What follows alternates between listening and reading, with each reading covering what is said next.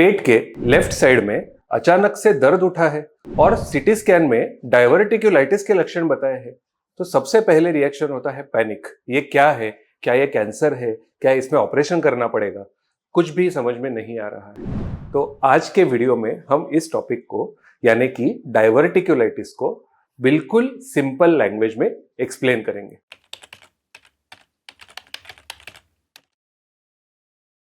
नमस्ते, मैं doctor Aditya Kulkarni, gastro and cancer specialist oasis clinic Pune में प्रैक्टिस करता हूं और मेरा एरिया ऑफ इंटरेस्ट है पेट के यानी कि डाइजेस्टिव सिस्टम के डिसीज कंडीशंस और उसकी लैप्रोस्कोपिक और रोबोटिक सर्जिकल ट्रीटमेंट।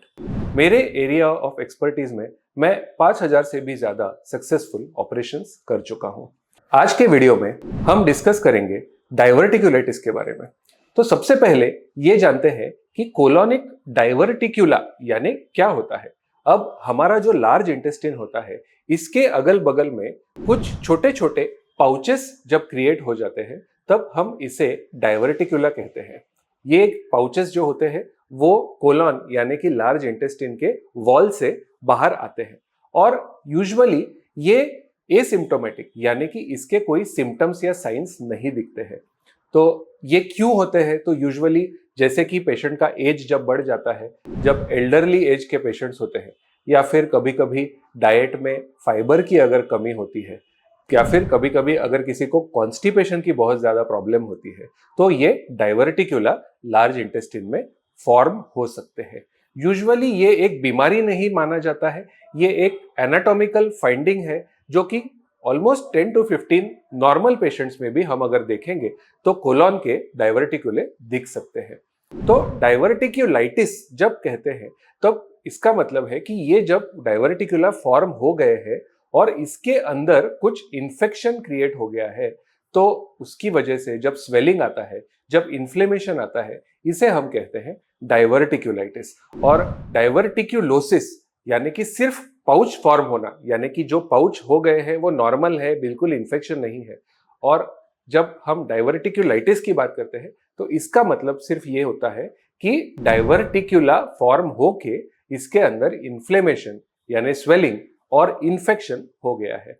डायवर्टिक्युलाइटिस क्यों होता है? तो जब भी इस डायवर्टिक्युलम का जो माउथ है, ये ओपनिंग है जिसके साथ में ये कोलोन के साथ जुड़ा हुआ रहता है, ये माउथ किसी रीजन की वजह से अगर ब्लॉक हो जाता है, चाहे फिर वो कॉन्स्टिपेशन की वजह से जब हार्ड स्टूल्स हो जाते हैं तो वो उसका माउथ ब्लॉक कर सकते हैं, या फिर कभी कभार इसकी वजह से ब्लॉक हो सकता है कि कुछ खाने में आ गया हो जिसकी वजह से वो ओपनिंग ब्लॉक हो जाए, तो डायवर्टिक्युलाइटिस फॉर्म हो सकता है। अब डायवर्टिक्युलाइटिस को कैसे रिकॉग्नाइज करना चाहिए कि पेट के अगर लेफ्ट साइड में पेन हो रहा है जो कि बहुत ही ज्यादा सीवियर मात्रा में है, सीवियरिटी उसकी बहुत ज्यादा है, साथ के साथ पेशेंट को नौशिया या फिर वॉमिटिंग हो रहा है, फीवर आ रहा है, कभी कभी ये फीवर हाई ग्रेड का भी हो सकता है यानी कि 101 102 डिग्री का फीवर अगर आ रहा है, और मोशन पास करने में तकलीफ हो रही है, मोशन पास करते समय पेन होता है पेट के लेफ्ट साइड की तरफ, या फिर ज्यादा मात्रा में कॉन्स्टिपेशन या रेयरली कभी कभी डायरिया भी हो सकता है, और पेट के लेफ्ट साइड को छूने से अगर पेन होता है, तो ये सारे सिम्टम्स है डायवर्टिक्युलाइटिस के। और किसी किसी सीवियर केसेस में पेट में स्वेलिंग आ सकती है, पेट का यानी कि इंटेस्टाइन का ऑब्स्ट्रक्शन हो सकता है, और कभी कभी ब्लैडर को अगर ये डायवर्टिक्युलम चिपका हुआ है तो यूरिन पास करने में भी कभी कभी तकलीफ हो सकती है। तो अगर ये कुछ सिम्टम्स एक्सपीरियंस कर रहे हैं कोई भी पेशेंट, तो हमारे मन में एक डायग्नोसिस डायवर्टिक्युलाइटिस का हमने रखना चाहिए। तो अब जब हम सस्पेक्ट कर रहे हैं डायवर्टिक्युलाइटिस, तो इसको डायग्नोस कैसे किया जाता है? तो गोल्ड स्टैंडर्ड टेस्ट है इन्वेस्टिगेशन की, वो है सीटी स्कैन। और सीटी स्कैन में हमें डायवर्टिक्युलाइटिस का ऑलमोस्ट 100% डायग्नोसिस हम कर सकते हैं। इसमें कोलोन का जो वॉल है वो थिकनिंग नजर आएगा, इसके साथ जो डायवर्टिक्युला है वो भी स्वेलिंग नजर आता है उस एरिया में। कभी कभी अगर ये कॉम्प्लिकेट हो गया है यानी कि डायवर्टिक्युलम जो है वो बर्स्ट हो गया है, उसके सराउंडिंग में पानी जमा हो गया है, पस जमा हो गया है, तो ये भी हम सीटी स्कैन में फिगर आउट कर सकते हैं। और साथ के साथ हम कुछ ब्लड टेस्ट भी एडवाइस करते हैं, जैसे कि व्हाइट ब्लड सेल काउंट, जो अगर डायवर्टिक्युलाइटिस है तो कई बार हाई आ जाता है, तो इसका मतलब है कि यहाँ पर कोई इन्फेक्शन का सोर्स है। CRP टेस्ट हम एडवाइस करते हैं, जो भी हाई आ सकता है अगर डायवर्टिकुलाइटिस है तो। और कुछ लोग कोलोनोस्कोपी के बारे में पूछते हैं, तो कोलोनोस्कोपी हम डायवर्टिकुलाइटिस के अक्यूट अटैक के समय पे कभी भी नहीं करते हैं। और क्योंकि इससे क्या खतरा है कि हम कोलोनोस्कोपी करते वक्त डायवर्टिकुलम बर्स्ट हो सकता है, तो ये खतरा कभी कभी ज्यादा हो सकता है। तो कोलोनोस्कोपी कभी एक्यूट अटैक में हम नहीं करते हैं, बट जब पेशेंट का अटैक सेटल डाउन हो गया है, इसके बाद में हम कोलोनोस्कोपी कर सकते हैं।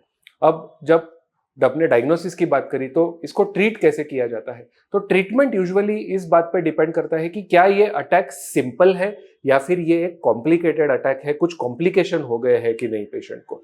तो यूजुअली अराउंड 80 to 85% जो अटैक होते हैं डायवर्टिकुलाइटिस के, वो सिंपल डायवर्टिकुलाइटिस होता है। इसका मतलब है कि सिर्फ डायवर्टिकुलम में स्वेलिंग है, थोड़ा बहुत इन्फ्लेमेशन है, इन्फेक्शन है। तो इसकी जो ट्रीटमेंट है वो बड़ी सिंपल सी होती है। अगर अटैक बहुत ही माइल्ड है, पेन बहुत ज्यादा नहीं है, फीवर ज्यादा नहीं है, तो हम घर पे भी इसको ट्रीट कर सकते हैं एंटीबायोटिक्स, ओरल एंटीबायोटिक देके और डाइट में कुछ चेंजेस करके, जैसे कि लिक्विड डाइट या कुछ समय के लिए सॉफ्ट डाइट हम इसमें प्रिस्क्राइब करते हैं। अगर पेन बहुत सीवियर है, पेशेंट को फीवर आ रहा है, पेट में बहुत ज्यादा दर्द है, तो डेफिनेटली हॉस्पिटलाइज करना पड़ता है, एडमिट करना पड़ता है। IV एंटीबायोटिक्स हम स्टार्ट करते हैं, जो थोड़े से हायर ग्रेड के IV एंटीबायोटिक्स है, हम इस कंडीशन में प्रिस्क्राइब करते हैं। हम 5 से 7 दिन तक IV एंटीबायोटिक्स देके majority of the cases settle down हो जाते हैं। साथ के साथ क्योंकि खाना पीना भी बंद हो जाता है, तो IV देने की जरूरत पड़ सकती है, वीकनेस की वजह से और भी कुछ मेडिसिन देने पड़ सकते हैं। बट यूजुअली 4 से 5 दिन एडमिट करने के बाद में patient many a times settle down होके घर पे डिस्चार्ज कर देते हैं। अब दूसरा पार्ट आता है कि कॉम्प्लिकेशन अगर है, यानी कि कॉम्प्लिकेटेड डायवर्टिकुलाइटिस अगर है, तो अब कॉम्प्लिकेशन मतलब क्या कॉम्प्लिकेशन हो सकते हैं कि वो डायवर्टिकुलम यानी कि जो पाउच है वो ज्यादा स्वेलिंग आने की वजह से बर्स्ट हो सकता है। अब अगर ये बर्स्ट होता है तो यहाँ पर पस कलेक्शन या एब्सेस क्रिएट हो सकता है, और अगर बड़ा डायवर्टिकुलम कोई है जो बर्स्ट हो जाता है, तो पेट के अंदर पस होने की भी एक रेयर पॉसिबिलिटी होती है, और अक्यूट इन्फेक्शन की वजह से फिर हमें कुछ एडिशनल स्टेप्स भी उठाने पड़ सकते हैं। तो नेक्स्ट जो ट्रीटमेंट होता है इसका, वो सर्जिकल ट्रीटमेंट होता है। तो क्या हर पेशेंट को सर्जरी की जरूरत पड़ती है? तो डेफिनेटली मैक्सिमम पेशेंट्स को सर्जरी की जरूरत नहीं पड़ती है। हम बिना सर्जरी के अराउंड 90% से भी ज्यादा डायवर्टिकुलाइटिस के पेशेंट्स को मैनेज कर रहे हैं। तो कब सर्जरी करनी पड़ सकती है? तो जब अगर बार बार किसी को अटैक आ रहा हो, 2 बार आ गया है, तीसरी बार आ गया है, और अब वो अटैक्स ज्यादा फ्रीक्वेंसी उसकी बढ़ गई है, हर 1 महीने में 2 महीने में भर्ती करना पड़ता है, तो डेफिनेटली ऐसे पेशेंट में सर्जरी का एक रोल होता है। या फिर अगर पेशेंट बहुत ही यंग एज में उसको डायवर्टिकुलाइटिस के अटैक आ रहे हैं कि आगे 20-30 साल तक रिस्क बढ़ सकती है, तो definitely in this patients we consider surgery. या फिर कुछ कॉम्प्लिकेशन हो गया है, तो ऐसे केसेस में हमें इमरजेंसी सर्जरी भी करनी पड़ सकती है कि डायवर्टिकुलम बर्स्ट होके पेट के अंदर पूरी तरह से पस हो गया है, तो देन इन दैट केस हम कभी कभार इमरजेंसी सर्जरी करने की जरूरत हमें पड़ती है।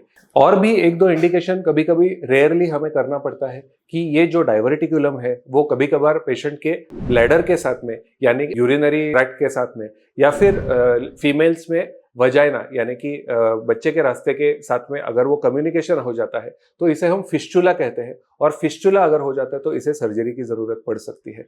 यूजुअली जो हम प्लान करके सर्जरी करते हैं वो बहुत ही स्ट्रेट फॉरवर्ड सिंपल सर्जरी होती है। इसे हम लेप्रोस्कोपिक या रोबोटिक टेक्निक के साथ में आजकल ज्यादा मात्रा में प्रीफर कर सकते हैं। एक कॉमन मिथ होता है कि डायवर्टिकुलाइटिस की सर्जरी के बाद में पेट में स्टोमा बैग लगाना जरूरी होता है, टॉयलेट का रास्ता बाहर निकालना पड़ता है। तो अगर सर्जरी प्लान करके कर रहे हैं तो मेजॉरिटी ऑफ द टाइम्स ऐसा नहीं करना पड़ता है। नॉर्मली हम कोलॉन को रास्ता जो है वो वापस जोड़ देते हैं, नीचे से रास्ता जो है वो नॉर्मली चालू रहता है। और अगर इमरजेंसी सर्जरी है तो हाँ, कभी कभार अगर कोलॉन की कंडीशन बहुत ही खराब हो गई है तो हमें ये रास्ता बाहर निकालना पड़ सकता है। तो last point of the video और मोस्ट इंपॉर्टेंट पॉइंट ये है कि इसको प्रिवेंट कैसे करना चाहिए। तो सबसे पहले तो डायवर्टिकुलाइटिस जो है वो हमारे डाइट के साथ में बहुत ज्यादा लिंक्ड है। जिन पेशेंट्स में फाइबर की मात्रा बहुत कम होती है डाइट में, उन्हें सबसे ज्यादा रिस्क होती है, स्पेशली अगर एज ज्यादा है तो from a very young age fibre की मात्रा डाइट में अच्छे से रखना, लो फाइबर डाइट अवॉइड करना, यानी कि जो भी जंक फूड है, प्रोसेस्ड फूड है और मैदे से जितने भी बने हुए जो प्रोडक्ट्स है, इसमें बिल्कुल भी फाइबर नहीं होता है। तो इन प्रोडक्ट्स को कम करना चाहिए और हेल्दी जो होल व्हीट ग्रेन्स है, मिलेट्स है, बाजरा, ज्वारी या फिर रागी, इनसे बनी हुई चीज़ें, या फिर जो फ्रेश ग्रीन लीफी वेजिटेबल्स है, बहुत सारे फ्रूट्स, ये अगर आप डाइट में खा रहे हो तो इससे फाइबर जो है वो आइडियल क्वांटिटी में मेंटेन होता है।